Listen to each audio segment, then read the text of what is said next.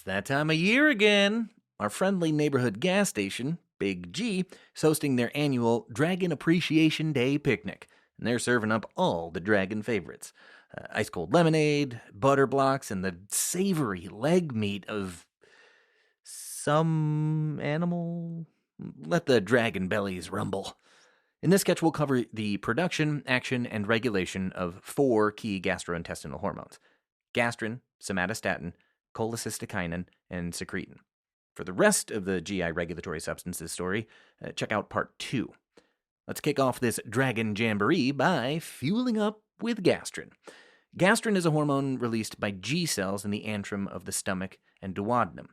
Big G gas station, our symbol for G cells, is known around these parts for pumping out only the highest grade gastrin. And it looks like we have a customer, and a thirsty one at that.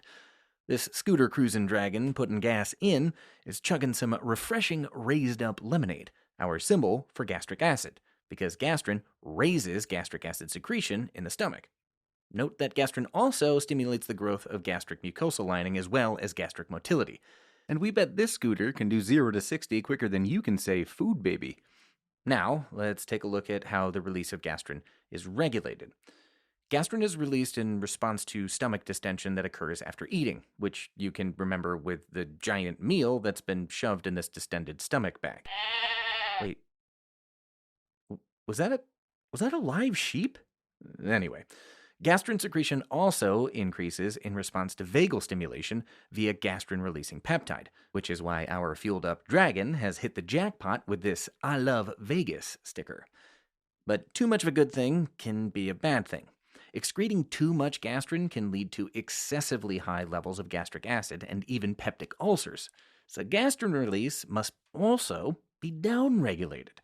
When the pH of the stomach gets too low, less than 1.5, gastrin release is inhibited. This dragon carrying a big old basket of acidic H lemons, stepping on one of our gastrin hoses, is here to help remind you of this. As we mentioned, gastrin is normally produced by G cells in the stomach or duodenum, but it can also be released by gastrinomas, neuroendocrine tumors in the pancreas and duodenum. This condition is known as Zollinger-Ellison syndrome and is characterized by gastrin levels way outside the normal range, leading to a whole slew of symptoms associated with too much gastric acid, including peptic ulcers and diarrhea. Next up is somatostatin, a hormone that, in contrast to gastrin, decreases gastric acid secretion. Our recurring symbol for somatostatin is a stop sign, because somatostatin puts the kibosh on gastric acid secretion, along with a bunch of other things. Somatostatin is produced by delta, or D cells, in the pancreatic islets, stomach, and intestinal mucosa, which explains why this ready-to-rage dragon is wearing a pancreas bag and a delta-shaped cone on his head. I think he might have hit the beverage cooler a little too hard. As mentioned earlier, somatostatin causes a decrease in gastric acid secretion, which is represented by this discarded pitcher of lemonade.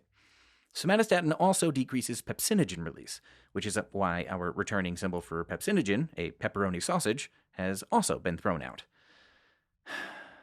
Waste of perfectly good snacks, if you ask me. But that's not all. Somatostatin also acts to decrease gallbladder contraction, insulin, and glucagon release, as well as secretions from the pancreas and small intestine. One way to think about it is that somatostatin slows things down, or that somatostatin causes somatostasis. Now that you know what somatostatin does, let's dig into how it's regulated. Somatostatin secretion increases in response to increased gastric acid in the intestinal tract. That's why our stop sign climbing party boy here is chugging lemonade from a very intestine-like beer bong. In contrast to gastrin, vagal stimulation decreases somatostatin release, which is represented by the I Love Vegas sticker obscuring this stop sign. The regulatory effects of somatostatin are so robust that synthetic analogs, such as octreotide, have been developed to treat conditions that could use a stop sign of their own, like acromegaly, carcinoid syndrome, vipoma, and variceal bleeding. Next up is cholecystokinin, or CCK, which is represented by this picnic-crashing cockroach. CCK is released by eye cells in the jejunum and duodenum, which is why our eye-antennaed friend is sporting some rather dazzling, bejeweled denim shorts. Looks like our cockroach crasher just realized his invitation got lost in the mail and is taking it out on an unsuspecting fruit. This squeezed papaya, our recurring symbol for gallbladder, shows that cholecystokinin causes contraction of the gallbladder. Cholecystokinin also acts to increase pancreatic secretions, hence this pancreas-shaped bag leaking fluid, relax the sphincter of Oddi, which allows the secretions and bile to reach the duodenum, and decrease gastric emptying. In short, CCK acts in several ways to promote digestion. Sure is hard to keep a cockroach away from the aroma of butter and meat in the air. That's because cholecystokinin secretion is increased by the presence of fatty acids and amino acids in the stomach. When there are no fatty acids or amino acids entering the stomach, like when patients receive total parenteral nutrition, TPN, cholecystokinin secretion decreases. As a result, the gallbladder doesn't contract and biliary stasis occurs, greatly increasing the risk for gallstones. The last GI hormone we'll cover in this sketch is secretin. Secretin, symbolized by this surreptitious sea creature, is released from S cells in the duodenum and jejunum, which you can remember by his swirly S-shaped whiskers.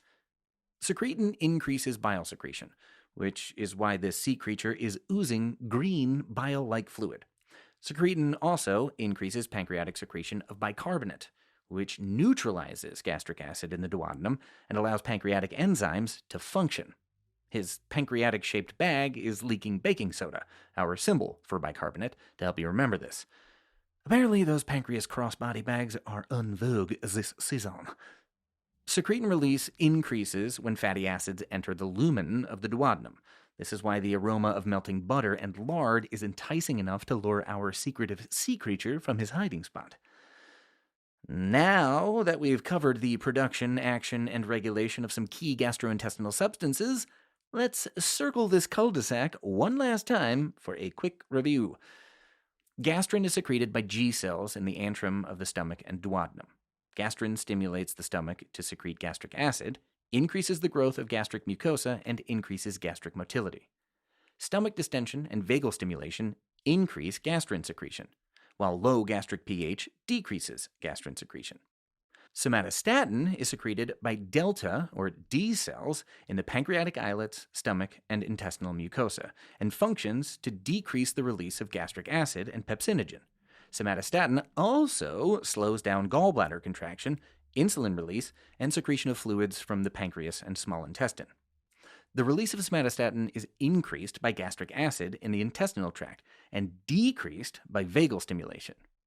Cholecystokinin is secreted by I cells in the jejunum and duodenum and functions to increase gallbladder contraction and pancreatic secretions and decrease gastric emptying. Fatty acids and amino acids in the stomach increase secretion of cholecystokinin.